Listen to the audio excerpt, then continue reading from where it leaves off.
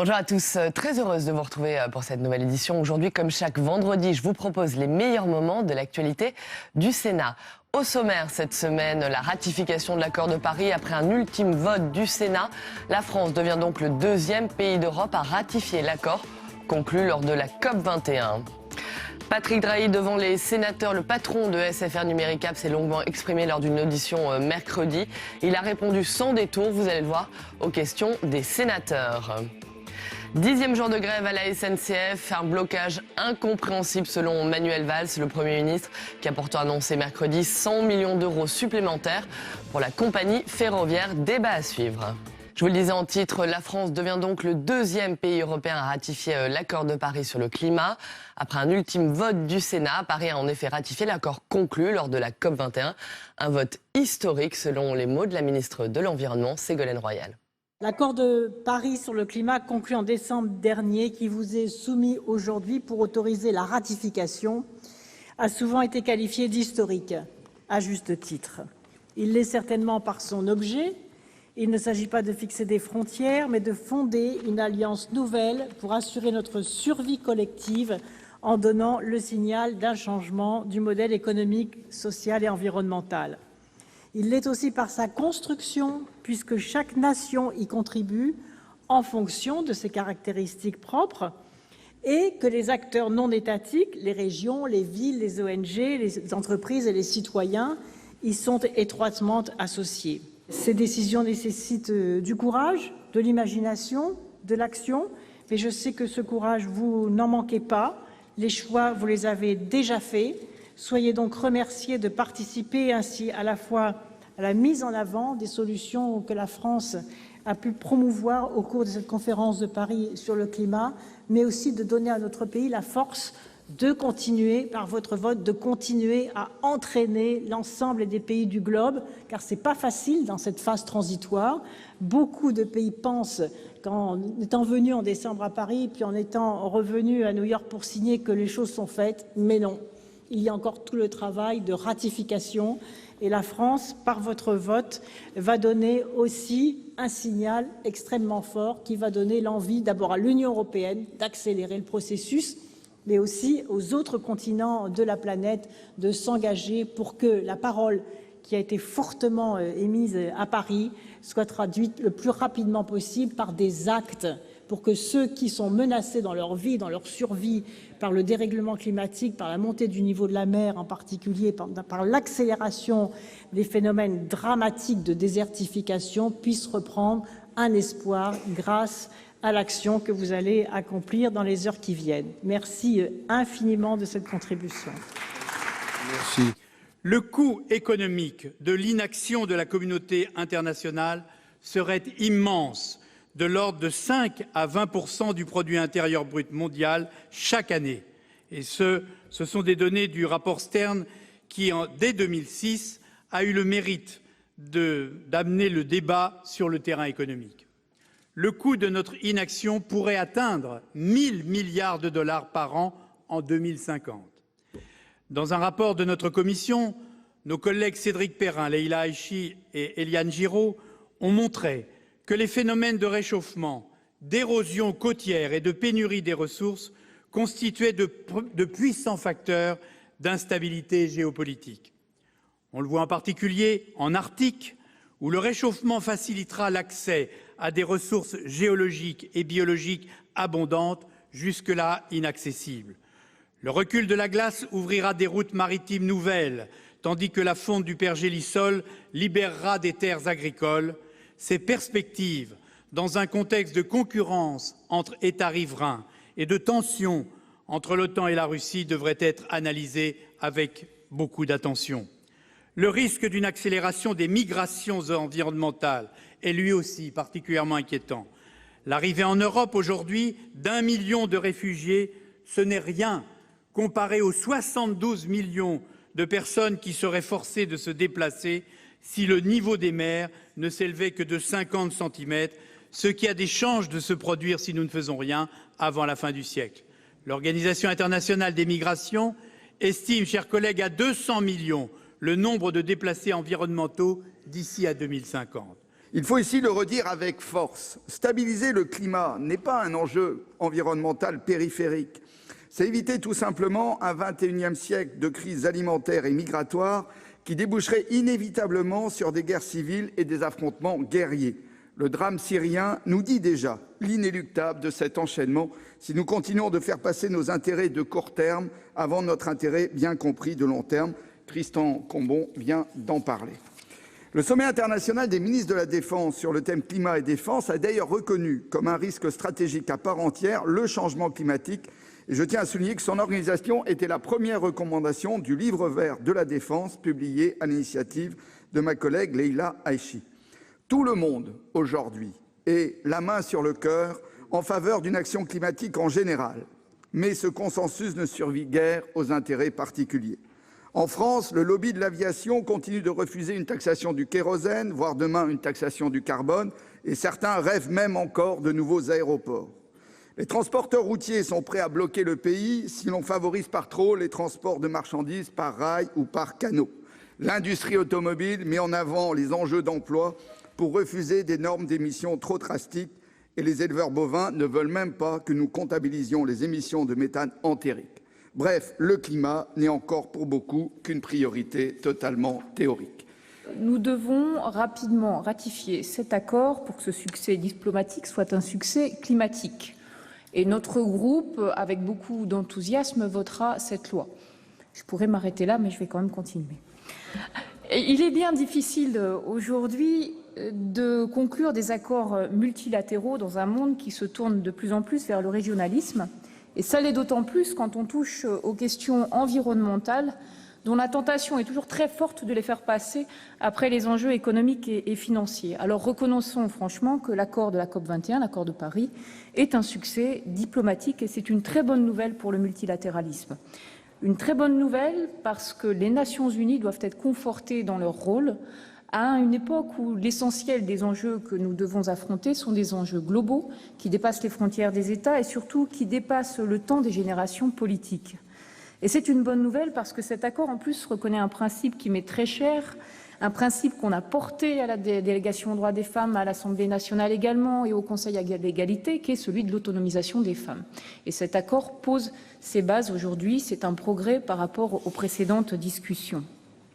Et ce succès diplomatique, nous le devons, ça a été rappelé, au remarquable travail des équipes françaises. On le doit à un engagement politique unanime, et le Sénat a été effectivement tout à fait moteur dans cet engagement politique, et on le doit à une nouvelle méthode dite bottom-up. Mais cette méthode, c'est aussi un peu la fragilité de cet accord. Et il ne faudrait pas que ce succès diplomatique soit une fragilité climatique. En premier lieu, et ça a été rappelé par pratiquement tous les orateurs, l'accord de Paris n'est qu'un socle. C'est un socle encore insuffisant, puisqu'on ne respecte pas les engagements des 2 degrés Celsius, et a fortiori ceux des 1,5 degrés Celsius. C'est un socle, et encore faudra-t-il que tous les pays tiennent leurs engagements, encore faudra-t-il que pendant cette première période qui verra une augmentation des émissions de gaz à effet de serre, il n'y ait pas d'effet dit boule de neige. Alors nous n'avons qu'un seul vœu, c'est que cet accord de Paris soit très rapidement dépassé. Je mets aux voix l'article unique constituant l'ensemble du projet de loi autorisant la ratification de l'accord de Paris adopté le 12 décembre 2015, qui est pour, qui est contre, qui s'abstient. Le projet de loi est définitivement adopté.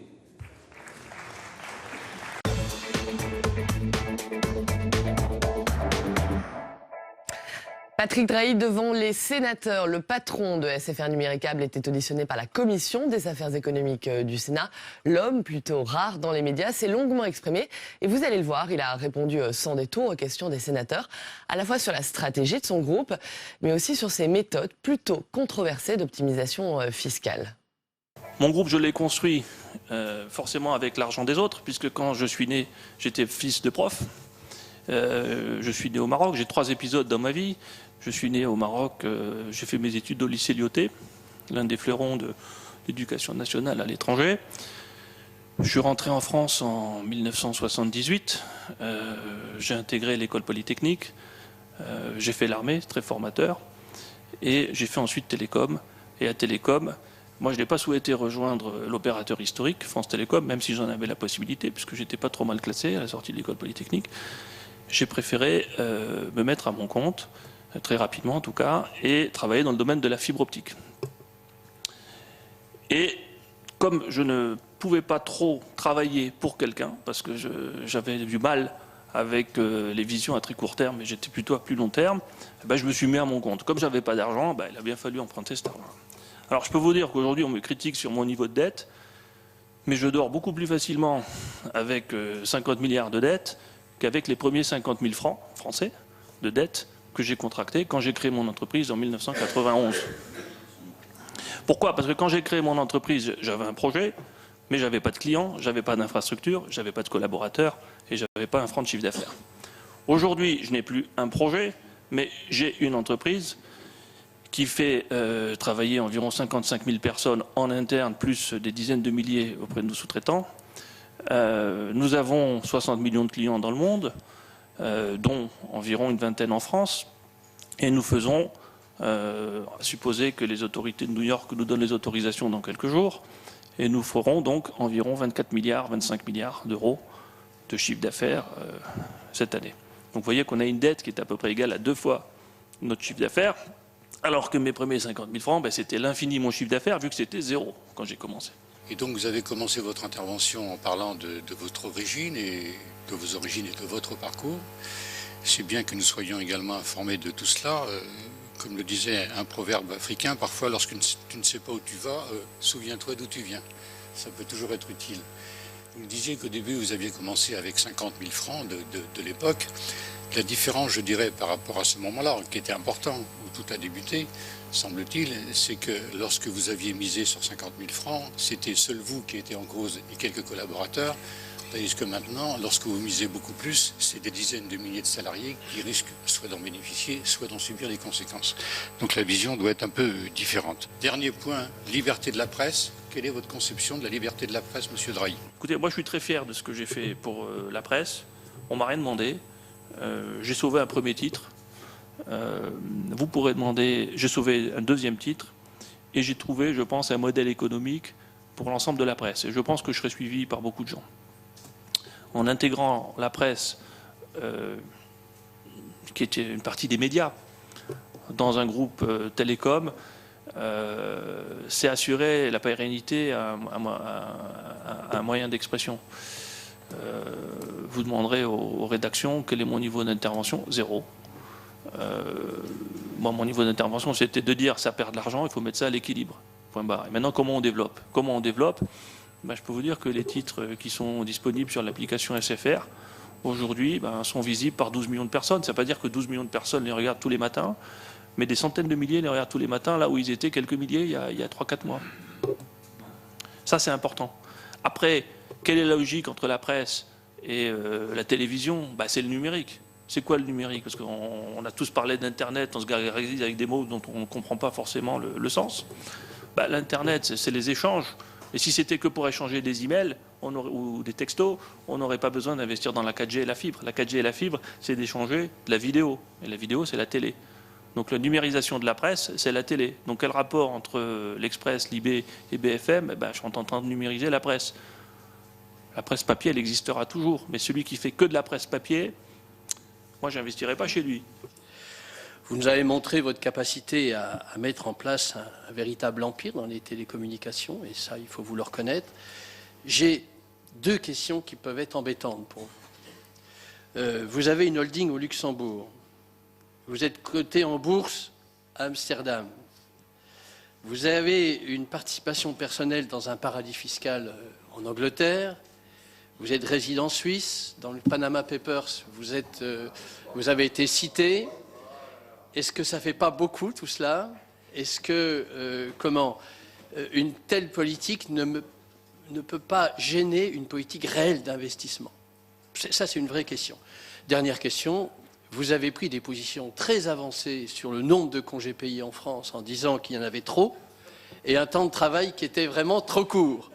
Est-ce que tout cela, Monsieur Drahi, ne peut pas paraître un petit peu indécent quand on sait votre fortune personnelle et tout cela.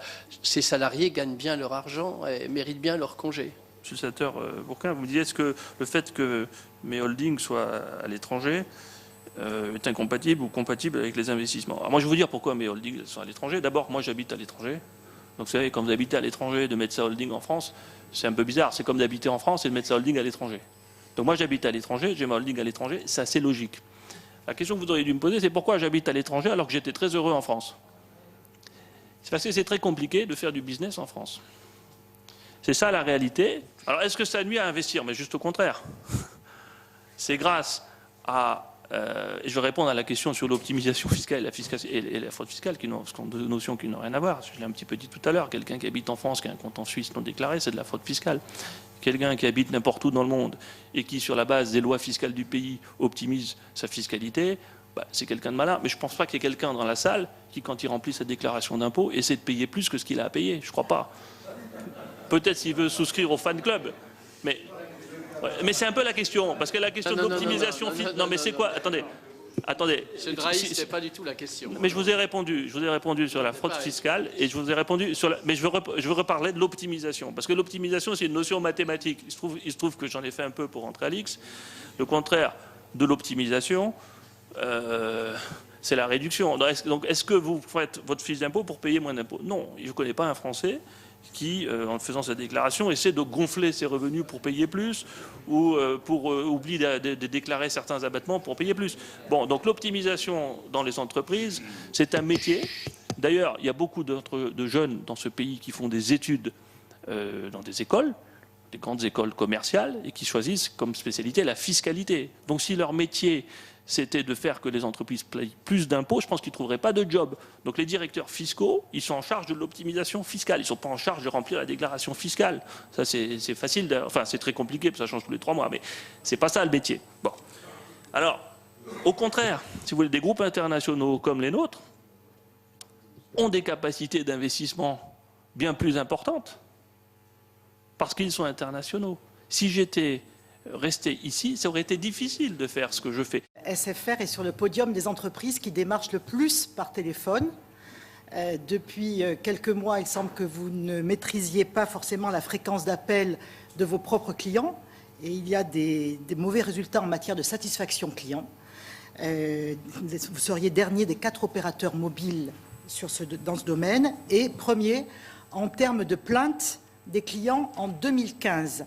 L'insatisfaction, Madame Estrosi, sur mes clients mobiles en 2015. Les clients insatisfaits en 2015, moi je les ai récupérés le 30 novembre 2014. Donc c'est pas leur satisfaction, c'est pas à mon égard, c'est à l'égard des SFR. Et pourquoi ils sont insatisfaits des SFR en 2015? C'est parce qu'en 2014, en 2013 et peut-être probablement avant, SFR n'a arrêté d'investir.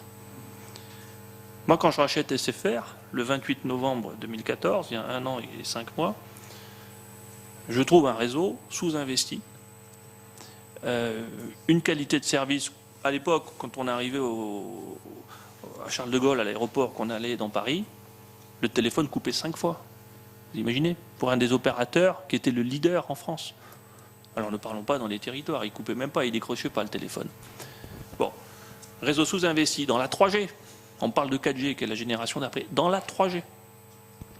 Et alors, n'en parlons pas dans la 4G, un taux de couverture, quand je reprends SFR, de 33% du territoire national. Alors que mes concurrents, pour certains loin derrière, en termes de nombre d'abonnés, en termes de chiffre d'affaires, en termes de capacité financière, avaient des taux de couverture de 60 à 70%. Donc on était très très très très mal. Qu'est-ce qu'on a fait?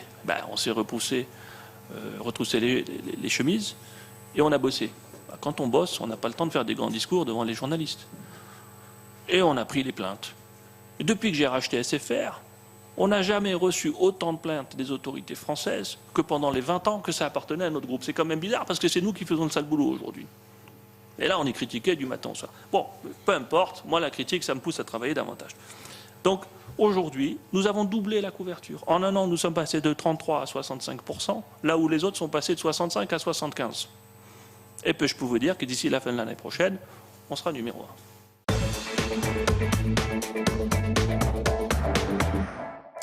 1. 10e jour de grève à la SNCF, un blocage incompréhensible pour Manuel Valls, le Premier ministre qui a pourtant annoncé mercredi 100 millions d'euros supplémentaires pour la compagnie ferroviaire.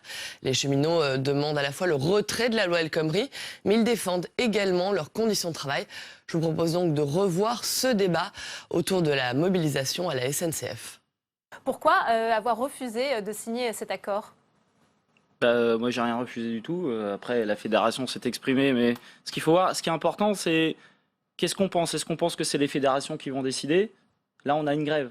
La grève, c'est le seul moment où les gens décident en assemblée générale de leur avenir, où on leur demande leur avis. Moi, j'ai une assemblée générale ce matin, on était 184. Il y a même des copains de la CFDT, de l'UNSA qui sont avec nous. Et il y a même des copains de la CFDT à La Roche qui sont en grève contre l'avis de leur propre fédération. Donc il y a ce que peut penser les fédérations, ce que peut penser la fédération Sudrail, CFDT, CGT, et il y a ce que pensent les grévistes. Et aujourd'hui, les grévistes, ils ont reconduit la grève sur mon assemblée générale à 184, c'est pas rien, une assemblée générale à 184, en gare de Lyon. J'ai 80% de grévistes sur la ligne D du RER. On a reconduit la grève à, je crois que c'était 183 pour la reconduction et une abstention. Qu'est-ce qui ne vous convient pas dans le projet d'accord ? On a entendu Flora Sauvage parler de mesurettes. Nous, ce qu'on convient pas, c'est qu'on nous a menti. On nous a dit, on a une réglementation qui s'appelle le RH 077. On nous a dit, on va faire un copier-coller de la réglementation dans le nouvel accord. C'est pas vrai. Moi, le nouvel accord, je l'ai eu là ce matin. Là. Alors bon, je suis debout depuis 5h du matin parce qu'il y avait les piquets de grève. J'ai quand même un petit peu regardé dedans, j'ai même stabiloté. J'ai regardé effectivement est-ce que c'était la même chose. Donc il y a des points qui sont communs, mais il y a des points, il y a de véritables modifications. Moi, je suis conducteur de train, c'est ce qu'on appelle roulant. On aura la possibilité pour un roulant de modifier nos repos 24 heures avant et on pourra toucher notre journée de service 1 heure avant. Nous, on est en horaire décalé, en permanence. J'ai aucune journée qui se ressemble. C'est le cas de la plupart des collègues. Donc, on est déjà dans la flexibilité. Et à cette flexibilité, on va rajouter une nouvelle notion. On dira, non seulement tu es flexible, mais en plus, dans ta flexibilité, on pourra tout chambouler, on pourra tout changer. Et ça, c'est dans l'accord qui a été négocié cette nuit jusqu'à 5h du matin. Rémi Aufrère, vous, au contraire, vous parlez d'avancées dans les négociations. Écoutez, oui, des avancées, notamment sur le travail de nuit, des avancées aussi, puisque quasiment 97% de la réglementation du travail applicable à la SNCF jusqu'à maintenant est maintenue. Alors la possibilité effectivement d'avoir des accords dérogatoires locaux ou sectoriels qui seront négociés par les organisations syndicales signataires de l'accord sur avis bien entendu des cheminots concernés. Il faut savoir que ça se fait déjà au niveau de la SNCF. Il y a des conducteurs de Lille qui aujourd'hui font du transport transfrontalier, qui ont accepté de faire la dizaine de kilomètres supplémentaires pour rejoindre le port d'Anvers. S'ils ne l'avaient pas fait, non seulement on aurait perdu les trafics, mais on aurait perdu entre 7 et 8 emplois. Donc les cheminots sont prêts à faire des efforts sous condition d'avoir des contreparties en matière de repos compensateur pour conserver des emplois et pour développer les trafics, mais pas à n'importe quelle condition. C'était aussi le but de cette négociation, prendre en compte les réalités économiques et sociales de notre pays. Avant de vous redonner la parole, Fabien Villedieu, on continue ce tour de table. Jean-Marc Gabouty, on a entendu ce matin le chef de l'État dire qu'il faut savoir aussi arrêter une grève. Oui, il y a le problème de la grève. Je crois qu'il faut évoquer quand même le contexte. Nous avons en France un réseau ferroviaire très complet, qui était très performant, qu'il est aujourd'hui sans doute beaucoup moins. Je crois qu'on doit conserver des ambitions en matière ferroviaire et qu'on a perdu des pans entiers, notamment en termes de fret, et qu'il faut que les uns et les autres, partenaires sociaux, gouvernements, on s'attaque vraiment à ce problème, parce que le problème des camions sur les routes, du ferroutage qui ne se développe pas suffisamment, c'est un vrai problème de société, parce que c'est un problème économique, c'est un problème social, c'est un problème environnemental. Mais pour ça, il faut une entreprise SNCF performante. Alors moi, je ne vais pas rentrer dans le détail des négociations. Bien entendu, il faut qu'il y ait des accords négociés, équilibrés, mais il ne faut pas, je dirais, prendre l'entreprise en otage. Et malgré le dynamisme, si j'ose m'exprimer ainsi, des grévistes, ce n'est quand même, semble-t-il, qu'une faible minorité, 8-9% suivant la direction, même si on fait le double, même si c'était 15, c'est quand même quelque chose de minoritaire. Et on ne peut pas accepter que 10, 15, 20 ou 25% des salariés d'une entreprise bloquent complètement un pays. Donc le président de la République, là-dessus, je crois, a raison. Ouais, Frédéric Espagnac, vous aussi, vous appelez à mettre un terme à cette grève, notamment à quelques jours de l'euro. Ça doit peser dans les négociations, selon vous ?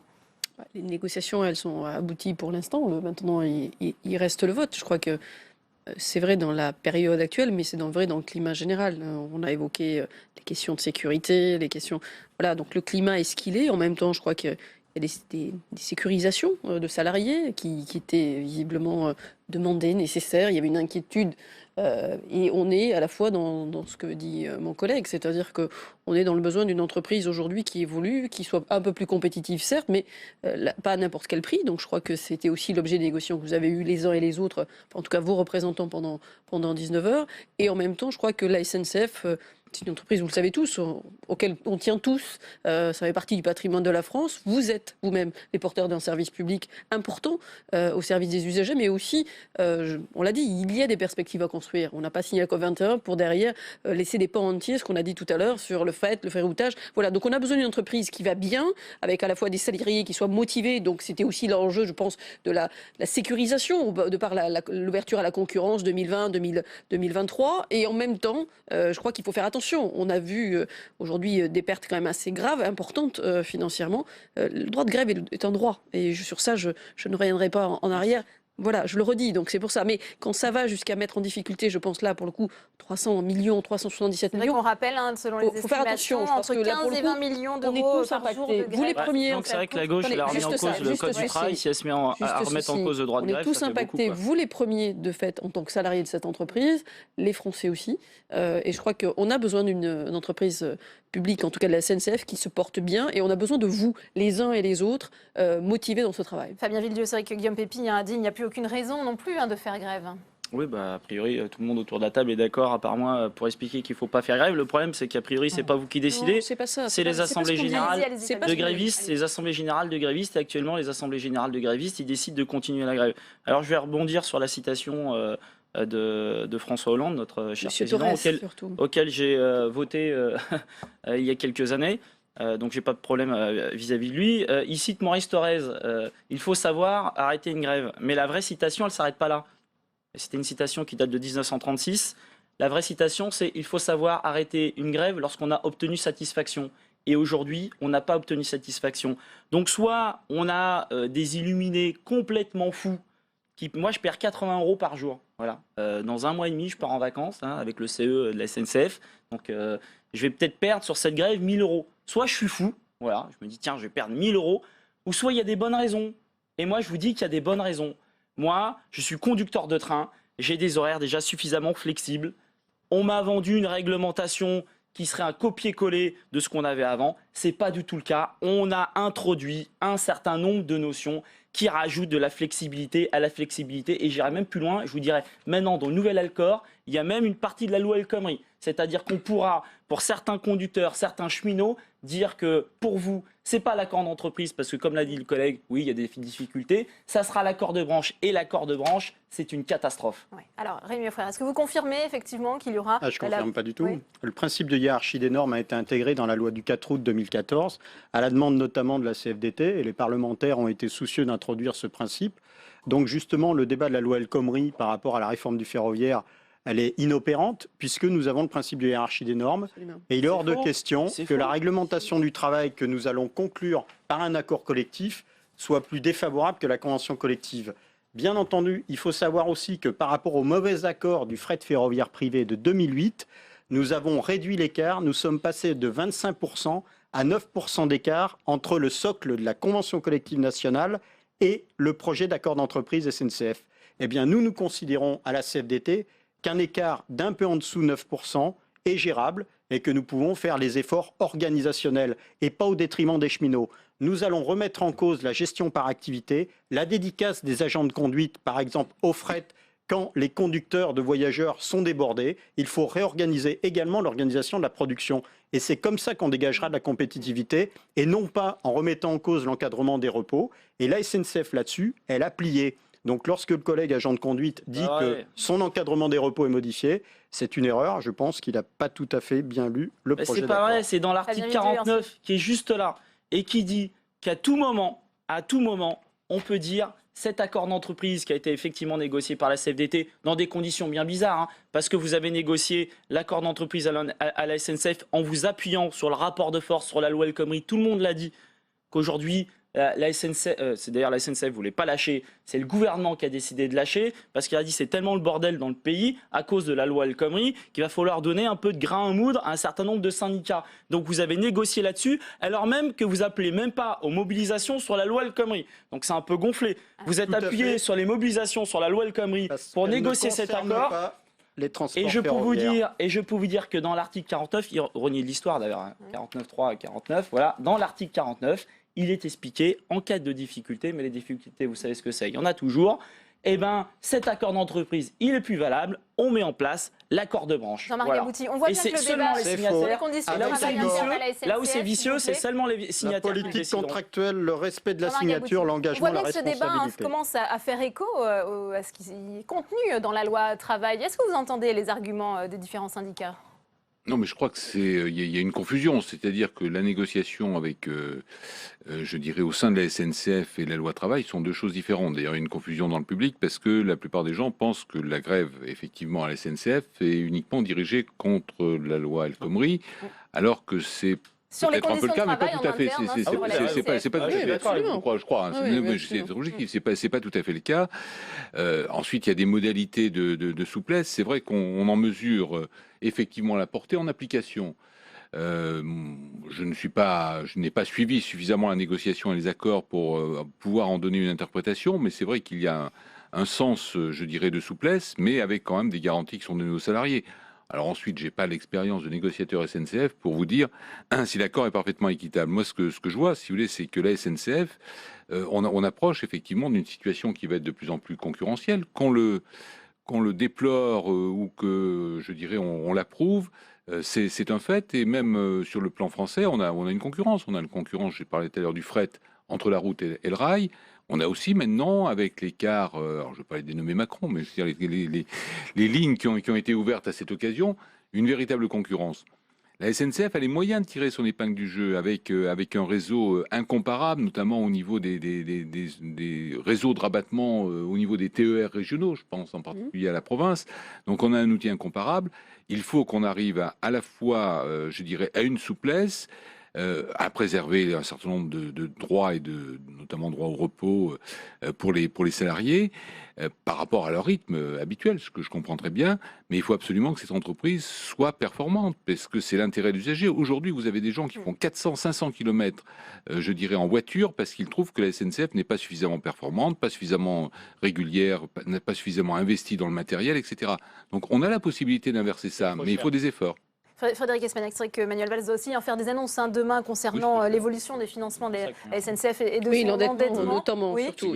En ce qui concerne l'endettement, que peut-on attendre du Premier ministre sur cette question ? Je ne sais pas, je ne vais pas parler à sa place, mais enfin, quand on a 50 milliards de dettes dans une entreprise publique, il faut prendre des décisions qui sont importantes. Je crois que c'était aussi attendu. Après, je ne peux pas parler en son nom, je ne sais pas quelles sont les annonces qu'il fera, mais j'ai envie de dire, prenons conscience quand même qu'à partir du moment où le gouvernement met quand même sur la table, je l'espère en tout cas, significativement, des mesures pour limiter l'endettement, en tout cas de la SNCF, ça veut dire aussi derrière qu'il y a aussi une avancée majeure de ce point de vue-là. Fabien Villedieu, alors on sait que donc, Sudrail refuse de signer l'accord. On attend aussi la position de la CGT, alors jusqu'au 14 juin pour le faire. Qu'est-ce qui pourrait vous faire bien revenir à la table des négociations ? Une réécriture complète de... Nous, on se bat sur l'accord de branche parce qu'on a conscience que l'ouverture à la concurrence, c'est pas pour demain, c'est maintenant. Voilà, la concurrence. Et l'accord de branche, ça sera pour tous les opérateurs ferroviaires. Donc, si tous les opérateurs ferroviaires, ils veulent faire du chemin de fer, eh ben, il faut qu'ils sachent que c'est pas un kebab qu'ils font. C'est pas un fast-food. C'est du train. C'est sérieux. C'est la sécurité. Il y a 2 jours en Belgique, il y a eu un rattrapage. Il y a 3 morts, dont le conducteur. Donc, c'est des choses très sérieuses. Moi, je peux vous dire que je suis représentant syndical et je vais de temps en temps à Tello, qui est le concurrent, parce qu'il y a les concurrents des trains internationaux, il y a des télos qui vont jusqu'à Venise. Donc je vais à leur DP. Donc on discute du bout de gras, des problèmes, à droite, à gauche. Et mes élus Sudrail, ils me disent, c'est pas normal, parce que le jeune, il vient, il fait un entretien d'embauche, et à la fin de son entretien d'embauche, on lui dit, ça s'est bien passé, tu mets un costard, et tu te dépêches, parce que dans une demi-heure, tu vas aller sur le train. Alors heureusement, c'est pas un conducteur de train, mais c'est l'équivalent d'un contrôleur. Mais vous imaginez des conditions comme ça ? C'est ça la concurrence qu'on veut ?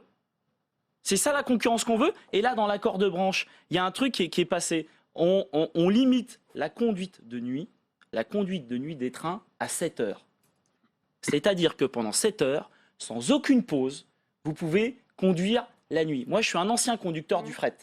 De temps en temps, on conduisait 4 heures d'affilée dans le fret. Et ben, je peux vous dire qu'au bout de 4 heures, quand vous êtes tout seul en cabine, dans le noir, pour vous tenir réveillé, Rémi Aufrère, vous et pensez vous avez qu'on des a trains... sacrifié les conditions de sécurité des conducteurs dans cet Écoutez, accord, la notamment en ce qui CFDT est concerne le l'une des travail de nuit? premières organisations représentatives dans les entreprises ferroviaires privées. On est passé de 104 repos à 117 repos.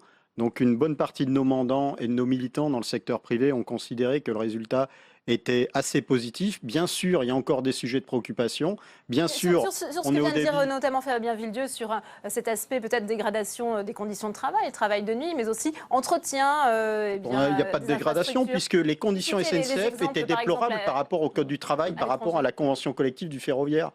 Auparavant, il n'y avait pas 300 heures, il n'y avait pas 385 heures pour être désigné travailleur de nuit. Ça va être appliqué à la SNCF. Il n'y avait pas ce type de limite auparavant. J'ai travaillé pour ma part 5 ans en 3-8, je sais ce que c'est que le travail de nuit. Donc aujourd'hui, il va y avoir une amélioration, il va y avoir une nette amélioration pour le travail de nuit à la SNCF, notamment pour la surveillance médicale renforcée par exemple. C'est aussi le problème de nos représentants en retard, nous étions en retard par rapport au code du travail. Qui négocient et qui ont quitté la production depuis des années et des années. Pas forcément ceux qui crient plus fort qui ont raison, effectivement. J'en fais tous les jours et je sais que quand on négocie quelque chose, on le subit en premier chef. Est-ce qu'il faut s'attendre quand même à une dégradation des conditions de travail ou de l'entretien des infrastructures ferroviaires avec cette libéralisation, cette ouverture à la concurrence du...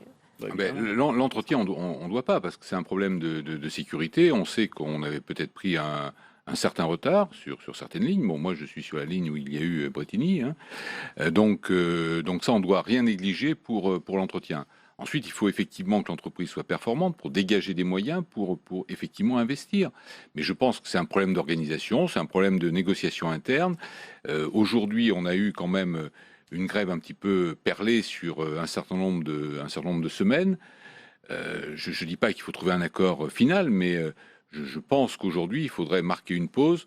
Ce que semble laisser présager la position de la CGT, qui, a priori, d'après les informations que j'ai entendues, n'a pas émis d'avis définitif, trouve qu'il y a des choses intéressantes dans l'accord et laisse les assemblées générales libres de délibérer. Alors c'est un peu langue de bois, mais si j'ai bien compris, c'est qu'elle n'est pas opposée à ce qu'effectivement il y ait une temporisation et il y ait au moins un accord dans la situation dans laquelle nous sommes. Alors, il ne faut pas baser ça sur l'euro, il n'y a pas de chantage à la signature, il ne faut pas dire qu'il y a un chantage à l'euro. Mais il faut quand même être raisonnable. Je veux dire qu'il y a des moments où il faut... Frédéric Espagnac, il y a quand même une pression des autorités, on le voit bien, sur l'arrêt de ce mouvement. Oui, mais c'est global. Enfin, je pense qu'il ne faut pas lier à juste titre à la question de l'euro. Et voilà, on est plus dans un climat global aujourd'hui, même ce que je disais tout à l'heure, de sécurité dans la situation actuelle. Et puis, il y a une accumulation. Il se trouve qu'en Ile-de-France, il y a les inondations en plus. Voilà, donc c'est un tout, malheureusement, avec une situation qui devient pour beaucoup très difficile. Pour autant, je pense qu'il faut prendre le temps qu'il faut pour aussi arriver à sortir par le haut de cette situation. Je crois qu'il y a plusieurs choses. On l'a dit tout à l'heure en termes de sécurité. Monsieur parlait de Berrettini. J'ai moi-même eu sur l'ESCAR un souci à un moment donné. Les questions de sécurité, elles sont non négociables. Aujourd'hui, l'investissement aussi n'est pas toujours au rendez-vous. On l'a vu. Alors certes, l'entreprise est endettée, mais il y a de ce point de vue-là aussi, ne serait-ce que pour les gens qui y travaillent, pour les gens qui circulent, mais aussi pour les gens qui y travaillent, comme ça a été dit. Donc c'est un tout, c'est à la fois une compétitivité qu'il faut retrouver, qui n'est pas liée d'ailleurs qu'au temps de travail, je crois qu'il faut le dire, et puis il y a le besoin, et l'État va faire un pas, donc j'espère qu'il sera au niveau demain sur l'endettement, mais de ce point de vue-là, je crois que c'est un tout, et on a besoin de revenir en tout cas dans une sérénité dans cette entreprise, à la fois pour les gens qui y travaillent, mais aussi pour les gens. Je le dis encore une fois, vous êtes une entreprise auquel on tient tous, et vous êtes aussi dans le patrimoine de ce qu'est la France. Non, je le dis pas. Moi, je suis fier d'être cheminot. Alors, mais je le dis d'autant plus. Je tiens au service public. Mais ça me parle. Écoutez, je suis fille d'agent EDF. Je sais ce que c'est. C'est aussi pour ça. Voilà. Donc on n'est pas non plus. Je crois pas que les uns et les autres on pointe du doigt. Voilà, ça se pose pas dans ces termes-là. Fabien Villedieu, vous êtes quand même prêt à revenir à la table des négociations et à réfléchir. On sait que la reconduction de la grève a été votée encore pour 48 heures. Quelle est la prochaine 24 heures, prochaine étape? Ah bah la prochaine étape c'est l'euro, hein, moi je vous le dis. Hein. Moi je suis conducteur sur la ligne D du RER, on dessert Stade de France, on est en grève reconductible. Ce qu'on nous a proposé ça nous va pas. On a présenté ça aux grévistes, ils continuent la grève.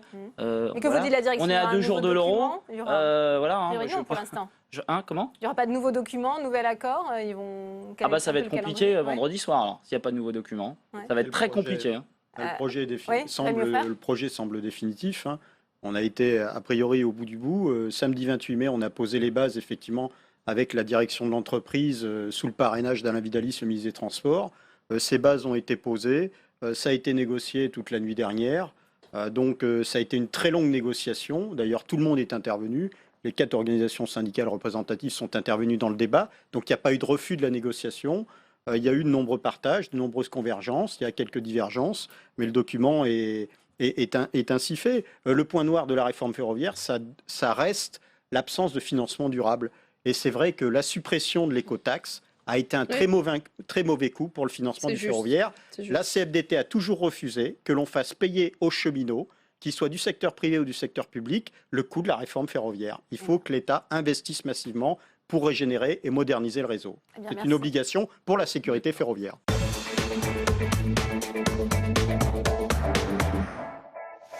Et on termine cette émission avec les meilleurs moments des questions d'actualité au gouvernement.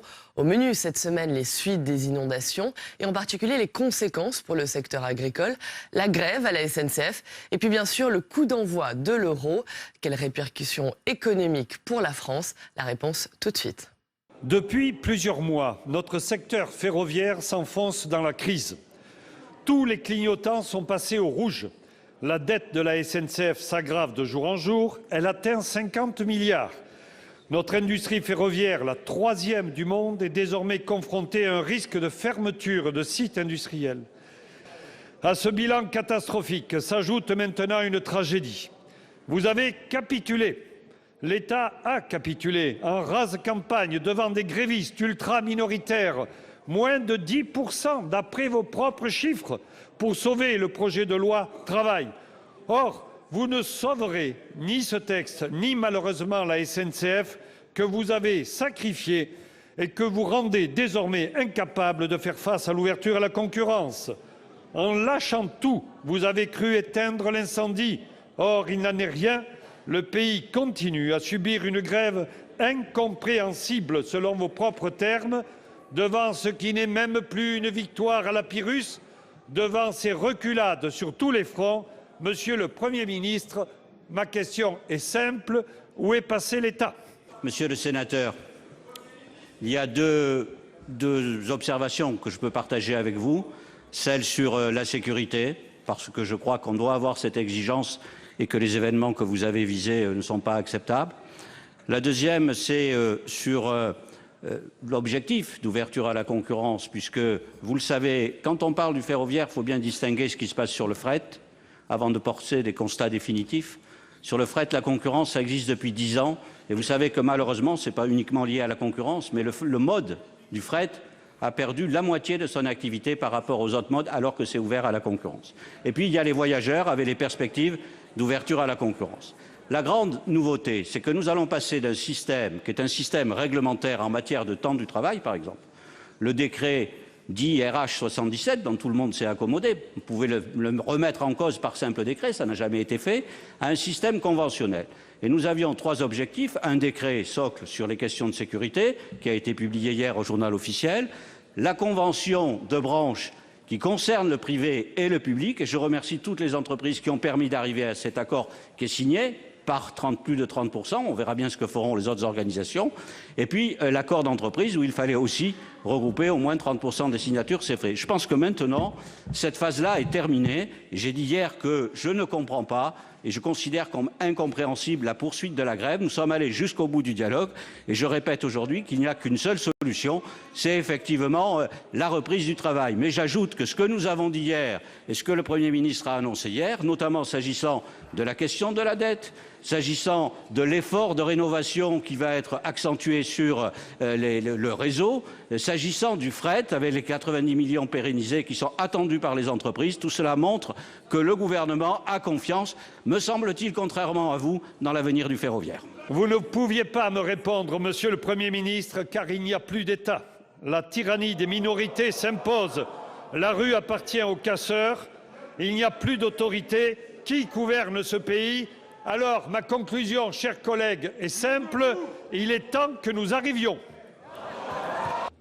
La régulation des précipitations n'est pas assurée à l'amont. Une conséquence, on inonde les terres agricoles pour épargner les zones urbaines. Si les agriculteurs le comprennent, ils demandent d'être correctement indemnisés au titre de l'intérêt commun. L'agriculture ne peut pas être la variable d'ajustement permettant d'absorber les crues sans contrepartie financière systématique et indiscutable. Double question. Comment cette catastrophe a-t-elle été anticipée? Quand et comment ont été mises en œuvre les mesures de prévention et de gestion que les prévisions météorologiques permettaient certainement de prendre à l'amont au niveau des Grands Lacs en Île-de-France? Quand le rôle tampon que jouent les terres agricoles sera-t-il enfin reconnu et correctement indemnisé? La parole est à Monsieur le Premier ministre. Madame la sénatrice Anne Chain-Larché, le ministre de l'Agriculture a réuni en début de semaine les représentants sénémarnais de la profession. Il a annoncé un certain nombre d'orientations qui seront valables, bien sûr, pour l'ensemble des régions concernées par ces intempéries que nous avons évoquées à l'occasion de ces questions au gouvernement.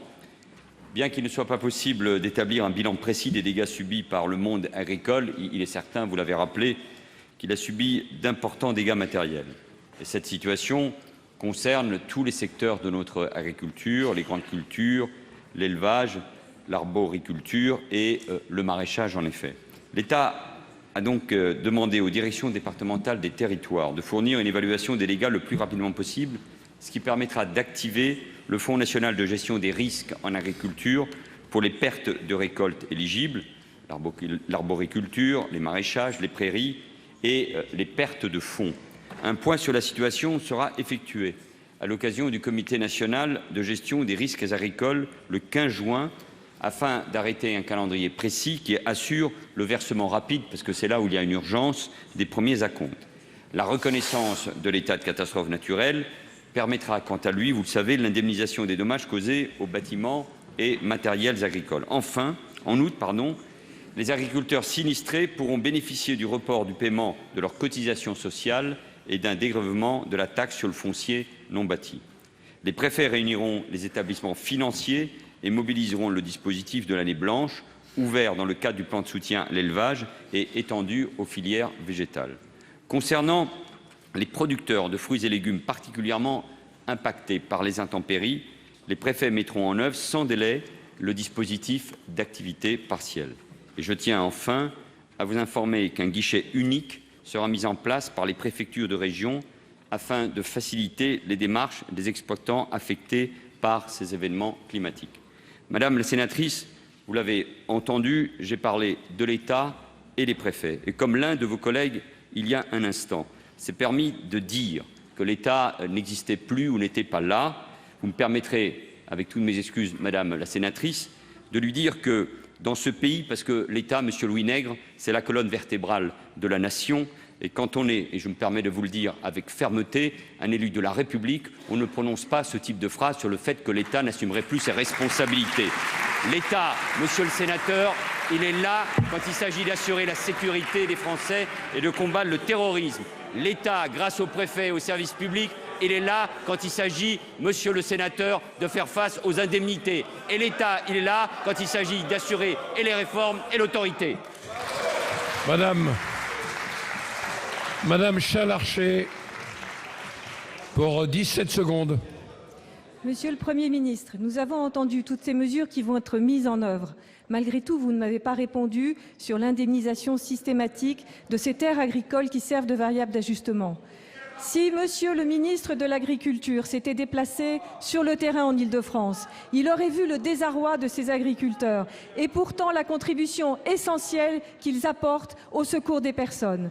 Nous vous attendons et nous serons très vigilants sur les mesures qu'ils sont en mesure d'espérer. Ma question s'adresse à Monsieur le secrétaire d'État chargé des Sports. Monsieur le ministre, demain soir débutera au Stade de France l'événement sportif majeur que la France connaîtra cette année, l'Euro de football, qui va animer notre pays pendant un mois. Plus de 30 ans après la Coupe d'Europe des Nations de 84, la France a la chance d'organiser cette compétition, troisième événement sportif planétaire derrière les Jeux Olympiques d'été et la Coupe du Monde des Nations de football. L'État a voulu faire une vitrine du savoir-faire français en matière d'organisation, tout en générant un véritable succès économique et médiatique. De plus, ce moment d'enthousiasme populaire autour du sport le plus pratiqué sur la planète doit être une réussite en matière de cohésion sociale. La rénovation ou la construction des infrastructures d'accueil dans les 10 villes hôtes constitue un apport majeur au modèle économique de nos clubs professionnels, tout en traduisant de nouveaux modes de partenariat entre les collectivités, les clubs et les entreprises, à l'image du nouveau Grand Stade de Lyon. Notons que ces opérations de modernisation ont permis la création de près de 20 000 emplois. Un plan interministériel d'action pour le football est mis en œuvre. 66 500 volontaires ont été recrutés et formés par la fédération et les 10 villes hôtes rivalisent d'animation. L'État, la société d'organisation et les collectivités sont pleinement mobilisés pour assurer le plein succès de l'Euro. Vous-même, Monsieur le ministre, vous étiez aux côtés du ministre de l'Intérieur le 26 mai dernier pour présenter le dispositif de sécurité permettant de faire face à la menace terroriste et aux éventuelles violences des hooligans. Dans le cas de l'état d'urgence et après l'adoption de la proposition de loi renforçant précisément le dialogue avec les supporters et la lutte contre le hooliganisme, en quoi ce dispositif est-il exceptionnel? N'oublions pas que les 51 rencontres seront suivies par 2 500 000 spectateurs, auxquels il convient d'ajouter environ 8 millions de personnes sur les fan zones. L'étude d'impact du Centre de droit d'économie du sport évalue à plus de 1,2 milliard le bénéfice pour la France et à 26 000 le nombre d'emplois en équivalent temps plein en 2016. Quelle perception a le gouvernement des enjeux de cette compétition en termes de retombées économiques et de promotion du sport pour tous? Par ailleurs, dans une optique de moyen terme, comment cette compétition constitue une composante essentielle de la candidature de la France aux Jeux Olympiques de 2024? Monsieur Thierry Braillard, Monsieur le ministre, vous avez la parole. Monsieur le Président, Mesdames, Messieurs les sénateurs, Monsieur le sénateur Jean-Jacques Lozach, avec Patrick Kanner, nous répétons à l'envi que l'Euro 2016 doit être une grande fête populaire et sportive et que cet Euro 2016 va être une grande fête populaire et sportive. Tout d'abord parce qu'elle va se passer avec une grande sécurité. Et je dois vous dire que notre collègue Bernard Cazeneuve, ministre de l'Intérieur, s'est personnellement impliqué pour que tout soit sécurisé, en lien avec le comité d'organisation et en lien avec le club des villes hôtes. Que ce soit les stades, que ce soit les fan zones, que ce soit même les sites d'hébergement qui accueillent les 24 équipes de la compétition, je peux vous affirmer que tout a été fait pour que cet Euro soit sécurisé. Et puis, comme vous l'avez rappelé, c'est une grande fête populaire et sportive, mais qui amène aussi de grandes retombées économiques et sociales. Il y a eu des créations d'emplois à travers la construction des enceintes sportives, mais il y a aussi, en ce moment, des créations d'emplois pour assurer la sécurité privée, par exemple à l'intérieur des fan zones, ou encore en matière de tourisme, car on sait que c'est plusieurs millions de visiteurs que notre pays va accueillir entre le 10 juin et le 10 septembre. Et puis, c'est une grande fête populaire et sportive parce que l'État a fait en sorte, en achetant 20 000 places, que tout le monde puisse participer à cet événement. C'est la raison pour laquelle, à travers différents dispositifs, nous avons redistribué ces places sur des projets montés par exemple par des clubs sportifs et même en Outre-mer, où il y a des jeunes qui vont pouvoir venir voir des matchs de l'Euro. Personne n'a été oublié, c'est tout le pays qui s'est mis, j'allais dire, au rythme de l'Euro. Et puis enfin, il y a l'héritage. L'héritage, en ce que vous l'avez dit, avec les infrastructures modernes. L'héritage avec le succès médiatique que va apporter cet Euro au pays et aux villes hôtes, et puis un héritage qui sera en lien avec la candidature de Paris pour les Jeux Olympiques et Paralympiques de 2024. Le succès de l'Euro servira à cette candidature. Madame la ministre, vous avez engagé la réforme du collège qui semble faire l'unanimité contre elle. Rien de surprenant car l'actualité démontre bien qu'avant qu'une réforme ne soit engagée, les corporatismes font leur œuvre. Force est cependant de constater que cette réforme ne suscite que réprobation des principaux acteurs, enseignants, parents, universitaires, chercheurs, et je partage leur réprobation. Ni les travaux interdisciplinaires, ni les nouveaux manuels scolaires n'amélioreront le niveau des 30% d'élèves qui entrent au collège sans maîtriser les fondamentaux et ne savent pas suffisamment lire, écrire et compter. Or, on sait que sur les 150 000 jeunes qui sortent chaque année sans diplôme ou qualification, 1 sur 2 avait soit redoublé son CP, soit connu des difficultés autour du premier cycle. La seule vraie réforme dont notre système éducatif a urgemment besoin est celle du primaire. Alors plutôt que de déstabiliser le système par des pseudo-réformes et autres effets d'annonce, quand allez-vous, Madame la Ministre, engager la seule et vraie réforme la plus porteuse d'égalité, celle du primaire? Madame la ministre de l'Éducation nationale, Madame Najat Vallaud-Belkacem, pour vous répondre. Merci Monsieur le Président, Mesdames et Messieurs les sénateurs. Monsieur le sénateur Jean-Claude Carle, c'est très intéressant parce qu'à écouter votre question, on pourrait presque croire qu'on est d'accord, parce qu'on est d'accord sur la priorité à donner aux primaires. On est d'accord sur le fait que c'est en effet dès le plus jeune âge que les savoirs fondamentaux s'acquièrent et que les difficultés se creusent et donc que c'est là qu'il faut agir. Mais évidemment, notre accord s'arrête là. Car moi, je suis comme saint Thomas, je ne crois que ce que je vois. Je ne crois que les actes. Passons en revue maintenant les actes, les vôtres et les nôtres. Donc vous dites priorité aux primaires. À votre avis, monsieur le sénateur, pensez-vous que c'est votre majorité qui, lorsqu'elle était au pouvoir pendant 10 ans d'affilée, a fait baisser, par exemple, la préscolarisation des enfants de 2 ans à l'école maternelle, qui était à 30% au début des années 2000 et qui est à 11% en 2012. À votre avis, est-ce que c'est une façon de donner la priorité aux primaires? Il se trouve que nous créons 1000 postes pour remettre la préscolarisation à 30%.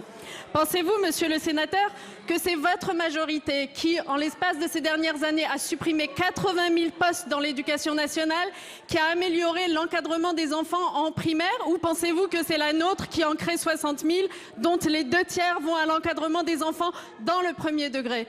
Moi, je vous dis les choses très simplement. Là où, entre 2007 et 2012, à chaque fois que vous aviez 8 enfants de plus qui arrivaient à l'école primaire, vous supprimiez un poste, quelle aberration! Nous en créons un à chaque fois qu'il y a 5 enfants qui arrivent à l'école primaire. Essayez de voir où est la différence. Monsieur le sénateur, à votre avis, pensez-vous que c'est votre majorité qui considérait que l'école maternelle était faite pour changer les couches? Oui, je cite un propos qui a été tenu en 2008, ou notre majorité qui a rénové fondamentalement les programmes de l'école maternelle pour les rendre plus utiles, et ils sont aujourd'hui plébiscités, qui croient au premier degré et à l'école primaire. Alors je crois qu'en passant en revue tous ces petits rappels, monsieur Carle, vous ne pourrez qu'être d'accord avec nous si vous voulez la priorité aux primaires. Monsieur Carle.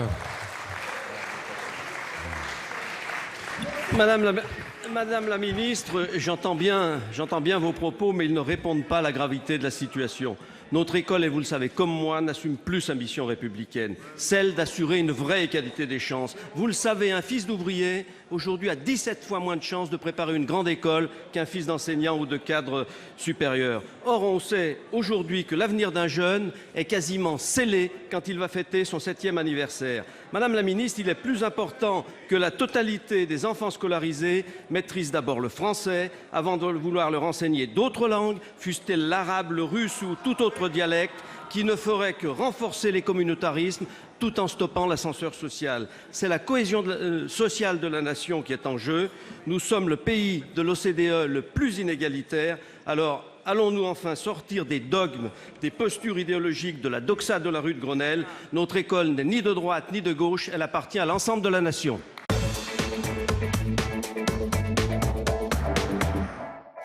Voilà donc pour cette émission consacrée aux meilleurs moments de l'actualité du Sénat cette semaine. Vous pouvez la revoir bien sûr sur notre site internet publicsénat.fr. Nous on se retrouve dès lundi. Très bon week-end sur notre antenne.